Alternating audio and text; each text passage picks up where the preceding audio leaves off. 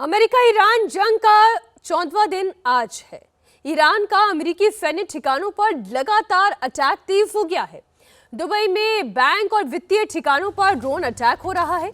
North Israel के जराजीर में ताबड़तोड़ मिसाइल अटैक हुआ है।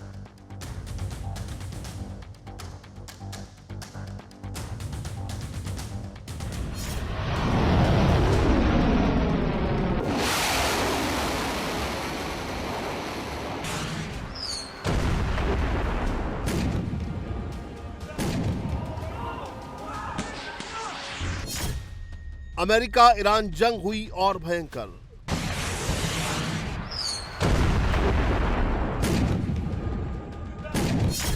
दुबई टू ओमान ईरान का कोहराम।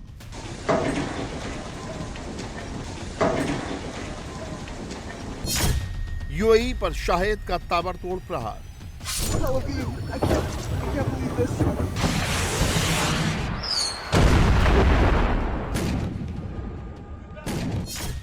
हॉर्मूज बना हथियार, दुनिया में हाहाकार।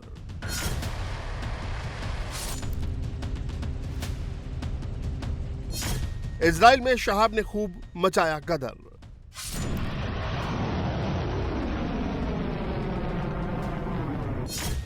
अमेरिका ईरान जंग का आज 14वां दिन है। जंग खत्म होने की जगह और तेज हो गई है। खामेनेई की फोर्स ने अमेरिकी सैन्य ठिकानों पर ताबड़तोड़ अटैक किया। अमेरिकी सेना के हथियारों को तबाह कर रही है। अमेरिका और इजराइल के खिलाफ ईरानी फोर्स IRGC ने 44वीं लहर शुरू कर दी है। खामेनेई की सेना मिडिल ईस्ट में इकोनॉमी पर अटैक कर रही है, वित्तीय संस्थाओं को निशाना बना रही है। ईरान ने अब दुबई के बैंक और वित्तीय ठिकानों पर ड्रोन अटैक किया है। ये दुबई की तस्वीर है जहां ड्रोन अटैक किया गया है। दुबई के फाइनेंशियल डिस्ट्रिक्ट पर हमला किया गया। इंटरनेशनल फाइनेंशियल सेंटर पर हमले के बाद आसमान में धुएं का गुबार दिखा। जंग का असर अब दुबई के कारोबार और बैंकिंग पर भी पड़ रहा है। सिटी बैंक ने यूएई में अपनी ज्यादातर शाखाओं को फिलहाल बंद कर दिया है। साथ ही सिटी बैंक ने अपने कर्मचारियों को अब वर्क फ्रॉम होम करने को कहा है। दरअसल अमेरिका ने ईरान के बैंकों को निशाना बनाया था, जिसके बाद ईरान ने कहा था कि वो भी बदला लेगा और अमेरिकी बैंक को निशाना बनाएगा।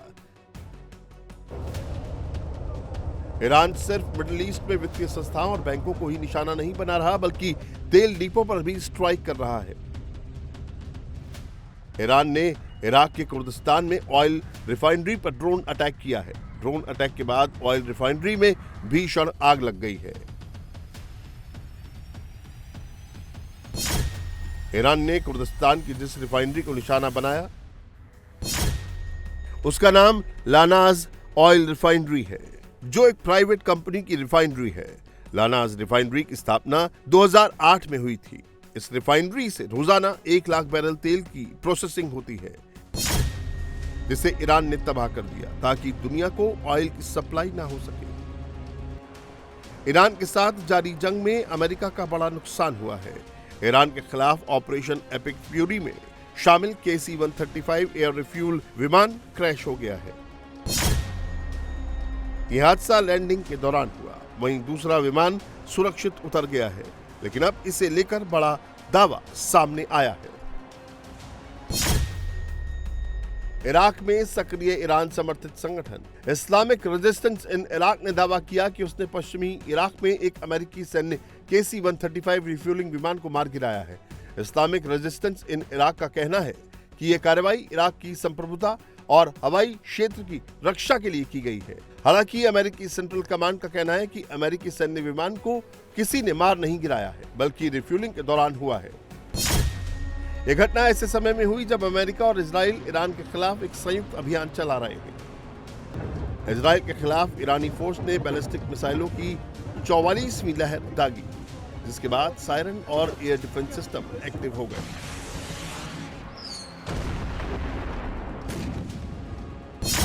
इजराइल के जारजेर पर ईरान ने ताबड़तोड़ मिसाइलें और ड्रोन दागे हैं, जिसमें कई मिसाइल और ड्रोन को तो एयर डिफेंस सिस्टम ने हवा में ही तबाह कर दिया। लेकिन कुछ मिसाइल और ड्रोन इंटरसेप्ट नहीं हो पाए और इमारतों पर जा गिरे, जिससे कई घरों में आग लग गई। हमले के बाद इलाके में कई घरों की खिड़कियां टूट गईं और सड़कों पर मलबा फैल गया। जार्जिर नॉर्थ इजराइल का इलाका है। ईरान के हमले में 58 लोग घायल हैं, जिनमें ज्यादातर को हल्की चोटें आई हैं। घायलों में बच्चे और महिलाएं शामिल हैं। नॉर्थ इजराइल में ईरान ने ही नहीं, हिजबुल्लाह ने भी जबरदस्त बमबारी की है। लेबनान से हिजबुल्लाह ने भी कई मिसाइलें दागी हैं, जिससे इलाके में आग लग गई। हिजबुल्लाह के हमले में 50 से ज्यादा लोगों के घायल होने की खबर है, जिनका इलाज कराया जा रहा है।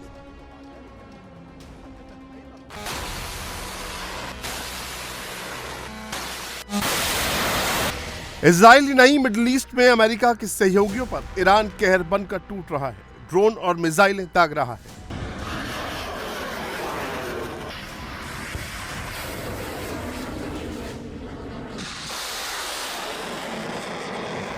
ईरान मिडिल ईस्ट में तैनात अमेरिकी सैन्य ठिकानों को तो तबाह कर ही रहा है, अब अमेरिकी युद्धपोत इब्राहिम लिंकन पर भी अटैक का दावा कर रहा है।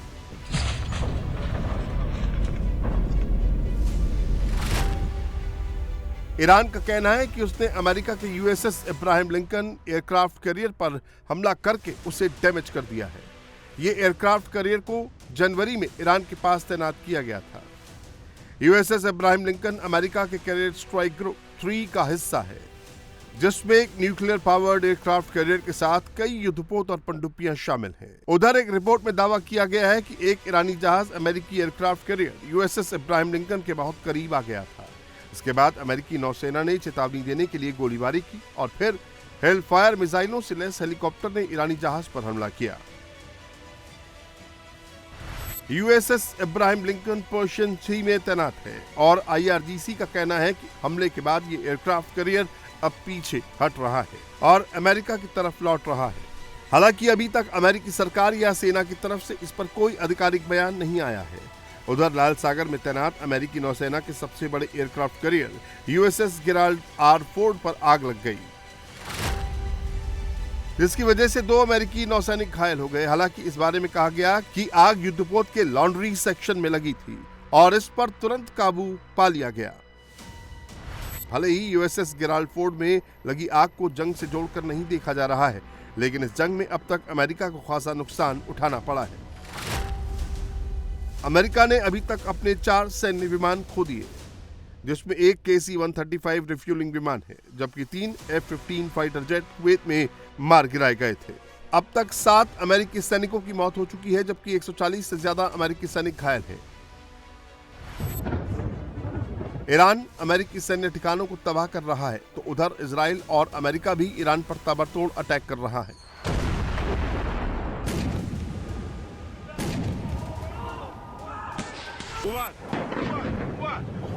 इजरायली एयरफोर्स कहर बनकर टूट रही है, तेहरान पर जबरदस्त बमबारी कर रही है। पिछले 24 घंटे में इजरायली फोर्स ने सेंट्रल और पश्चिमी ईरान में 200 से ज्यादा ठिकानों पर हमला किया है। באיראן חיל האוויר ממשיך להעמיק את הפגיעה. במהלך היום השלמנו גלי תקיפה רבים בטהרן ובמרחבים נוספים ברחבי איראן. עד כה תקפנו מאות כלי טיס בלתי מאוישים, משגרים ועשרות רבות של אתרי שיגור.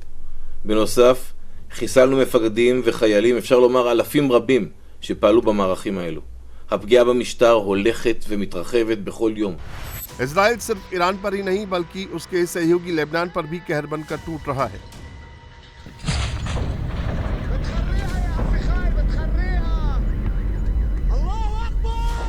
बेरूत में जबरदस्त बमबारी कर रहा है। हिजबुल्लाह के ठिकानों को तबाह किया जा रहा है। बेरूत और दक्षिणी लेबनान में अब तक करीब 8 लोग विस्थापित हो चुके हैं। רק ביממה האחרונה תקפנו מעל 20 משגרי טילים של חיזבאללה שכוונו לשטח ישראל וביותר מ-20 מגדלי טרור בדאחיה שבלב ביירות. עד כה תקפנו קרוב ל1,000 תשתיות טרור ברחבי לבנון. מתחילת המבצע חיסלנו יותר מ-350 מחבלים, עשרות מהם רק אתמול בלילה. लेबनान और ईरान पर जारी हमले के बीच इजराइल के प्रधानमंत्री बेंजामिन नेतन्याहू ने बड़ा दावा किया है कि एक तरफ तो बेंजामिन नेतन्याहू ने ईरान के नए सुप्रीम लीडर मुस्तफा खामेनेई को मारने की इशारों में धमकी दी है। नेतन्याहू ने कहा कि लगभग 2 हफ्तों की अमेरिका इजराइल की बमबारी के बाद ईरान पहले जैसा नहीं रहा है और तेहरान की ताकतवर इस्लामिक रिवोल्यूशनरी गार्ड कॉर्प्स और बसीज अर्धसैनिक बल को भारी नुकसान हुआ है। תוך זמן קצר חיסלנו את הצורר חמינאי וגם בכירים רבים במשטר הטרור. חיסלנו את הרודן הישן והרודן החדש, מוצ'טבה, הבובה של משמרות המהפכה, הוא אינו יכול להראות את פניו בציבור. אנחנו פועלים לקדם יעד נוסף, ליצור את התנאים עבור העם האיראני, כדי שיוכל לסלק את משטר העריצות האכזרי שרודה בו כמעט יובל שנים.